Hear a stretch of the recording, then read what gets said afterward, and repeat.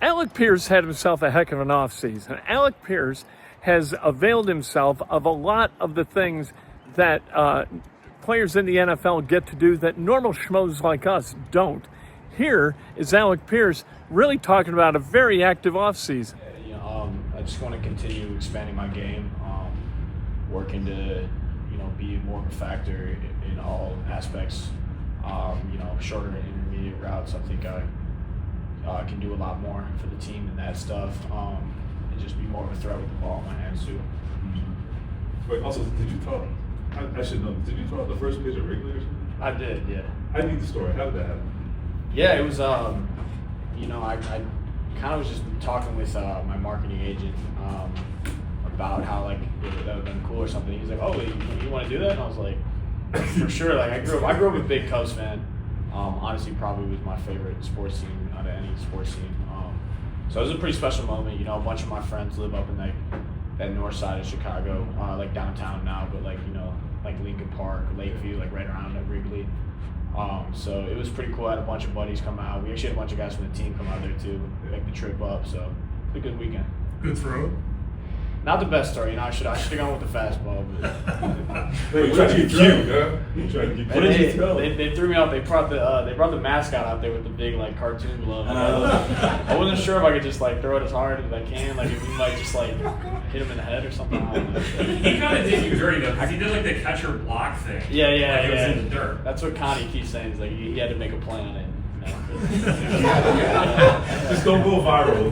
No, it wasn't. It wasn't Don't go viral, success. but yeah, it just looked like a lollipop that landed a foot short of the catcher. So You had a big golf moment too. Have you just been intentional about getting out and doing different stuff this offseason? yeah, no, I love to kind of get out and I don't really probably post a ton. I try to keep things pretty private, but I love to in the off season.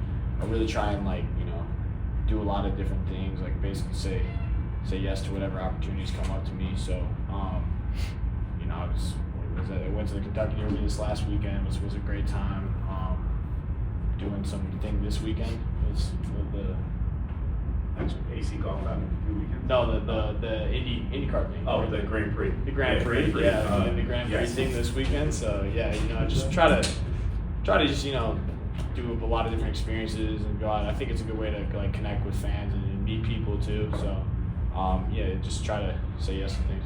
Alec, as a receiver, how do you navigate the QB competition between Daniel and Anthony? Yeah, basically just be there for both of them. Ask them, kind of communicate with both of them, treat them both like they're a starting quarterback. And just ask what they need from me, if they want to get extra balls or whatever, because it is going to be just them splitting reps or whatever. We're just gonna get less reps with each other. So anything they need extra from me, I'll just let them know I'm there for them. Alec, how do you view yourself in a contract year coming up? How do you view yourself in a contract year coming up? Yeah, I like to take a very day-to-day approach with things. I don't really think too far in advance. So right now, the whole off season has been about getting my body ready to go and healthy for OTAs, and then now OTAs I think is about me coming out here and just showing the work I put in this off season that I'm that I can do more things, and just kind of trying to show the coaches what I can do and show the team and build trust in me that I can be more well-rounded and do more things for this offense, and then once the summer comes, it'll have a whole new focus moving towards training camp, and then then it's the season. And then, for me, I think that's why I got agents and stuff like that. They focus on that type of stuff, because I really just focus on kind of the football stuff and what's coming up in the short term. Out the schedule release is coming up next week. So that's something you sit down and watch, or do you kind of just see what happens the next day?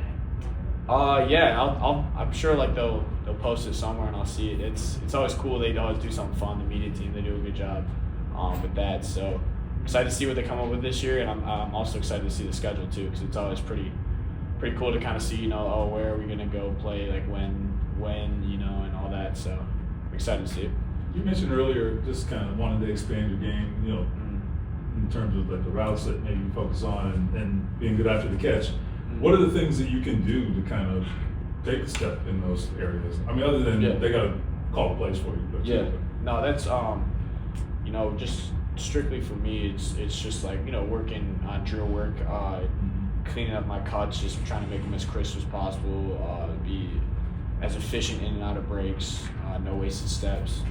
And then I've been like kind of figuring out and working on some catching type drills, just like running through the catch. Like, I don't know if you guys have ever played Madden, but like, I feel like you have an option to catch the ball, the one button, and it kind of like secures the catch, and the other button, they sometimes drop it, but they really like run through it, and like you catch a slant with that, it usually ends up being a big gain. So I've been really trying to like work on running through the catch and be aggressive, kind of like stabbing the ball out the air, and not kind of like slowing down and stopping my feet.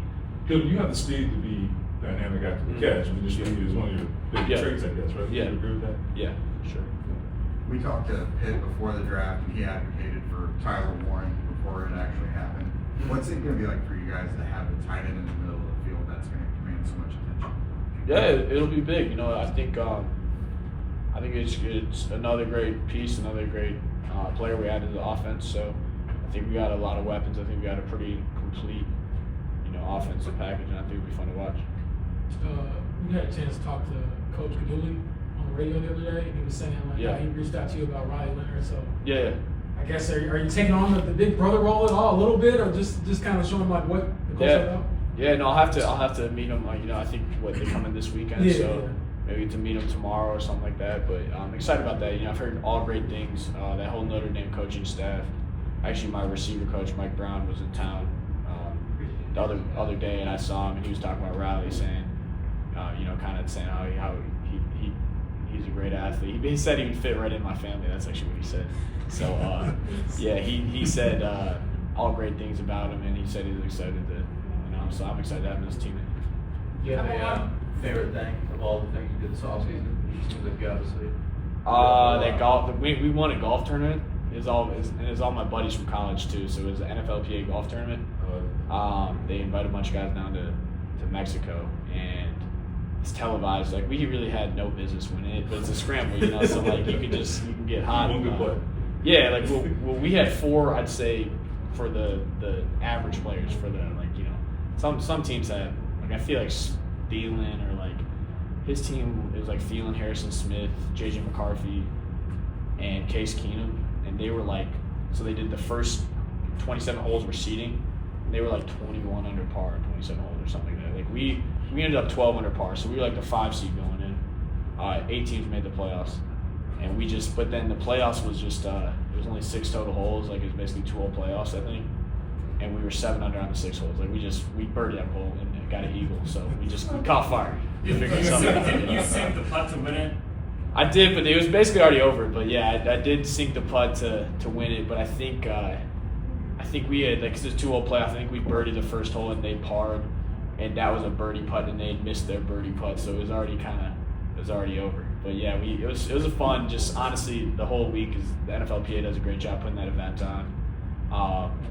It was really cool to just connect with a bunch of people across the league, but then also, like, it's hard to get together and see my friends from college, you know, because we're all, especially those guys, we're all playing football, so, you know, they're in one city, so it's like just having those 3-4 days, basically just like a beach golf vacation with the guys. Like, it was good to be back with everyone. Are you the best golfer on the team? What's up? Are you the best golfer on the team? Dan Jones is pretty good. Man, you're terrible at this, man. You're supposed to take all the credit. You gave me a chance to say you won the tournament. You were like, it wasn't really me. It's not the best golfer on the team. It's usually the quarterbacks and the kickers. Yeah. Quarterbacks and the kickers usually are the. Yeah, that's true. I think they opened. Matt Gay was a good golfer, and Ethan Fernio. Those were the 2 guys I was competing with last year. Right now, I think it's me versus Daniel Jones. So. But you can't beat your quarterback. That's no, I got to let him win. Yeah. You notice that question about Alec Pierce being in a contract year. Really important, and you wonder whether Alec Pierce, whether he's coming back, whether the Colts are ready to invest in him at the level that he needs to be able to come back, whether he's more valuable on the open market. All of those questions are going to have to be answered by Alec Pierce and his agent as he looks ahead into kind of crafting the direction of his career. Interesting to hear him talk about golf. Interesting to hear him talking about throwing the first pitch out at Wrigley. Yeah, you just throw it hard. Hey, if Clark the mascot can't catch it, Clark the mascot can't catch it. You don't lob a softball up there and have it one hop the mascot. You don't do that. You throw it hard and to hell with the consequences, right?